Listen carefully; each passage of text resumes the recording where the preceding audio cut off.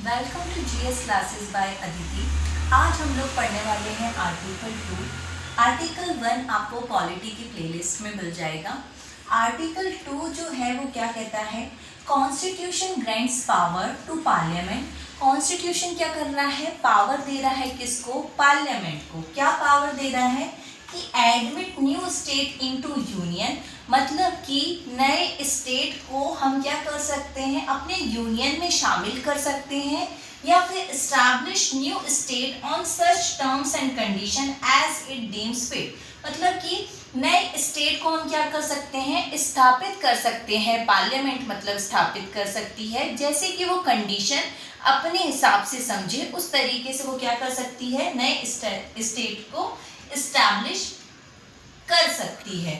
अब इसका कैसे एग्जाम्पल अगर मैं आपको दूं, तो जैसे कि आप लोग जानते हैं एक्साई चीन जो है वो बहुत ही डिस्प्यूटेड एरिया है।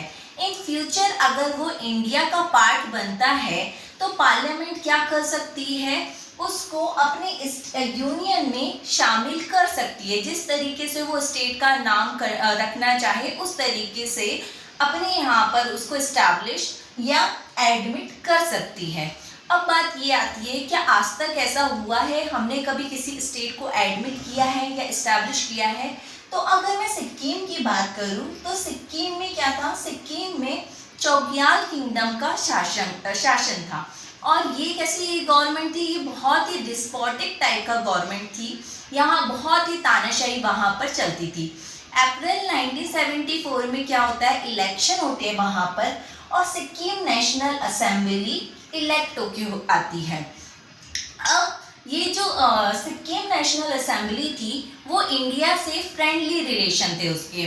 अब वो बोलते हैं कि अगर हमने इनके तरफ कोई कदम नहीं उठाया तो इसी तरीके से हम कभी इनके खिलाफ आवाज़ नहीं उठा पाएंगे। तो क्या ज़रूरत है, हमें अपनी सिविल और पॉलिटिकल लिबर्टीज बढ़ाने की ज़रूरत है। तो इसलिए मई 1974 में वो एक एक्ट लेकर आते हैं। उस टाइम पे बहुत ज़्यादा पब्लिक का भी प्रोटेस्ट चल रहा होता है चौग्याल के खिलाफ। तो वो जब एक्ट लेके आते हैं तो चौग्याल को ज़बरदस्ती उस पर साइन करना पड़ता है। और उस एक्ट में क्या होता है कि इंडिया का हमें स्टेट बनना है।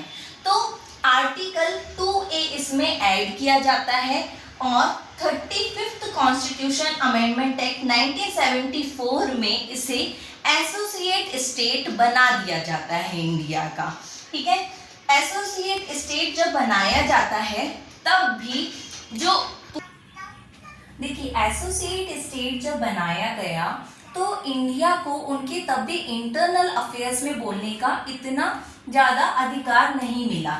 सिर्फ वो फॉरेन अफेयर्स, कम्युनिकेशन अफेयर्स ये सब देख सकती थी।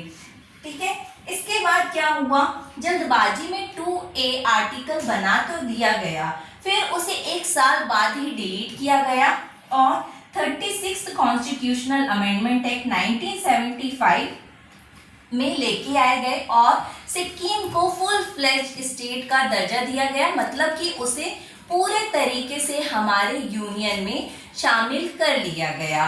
तो इस तरीके से आर्टिकल 2 का यूज किया गया। ठीक है, इसके बाद एक और चीज आप ध्यान रख सकते हैं कि हमारे यहाँ पर एसोसिएटेड स्टेट की बात नहीं की गई है। आर्टिकल 1 में जो मैंने बताया है, टेरिटरी ऑफ इंडिया में कहीं भी एसोसिएट स्टेट की बात नहीं हुई है, इसलिए भी हम इस पे पूरा शासन नहीं कर सकते थे।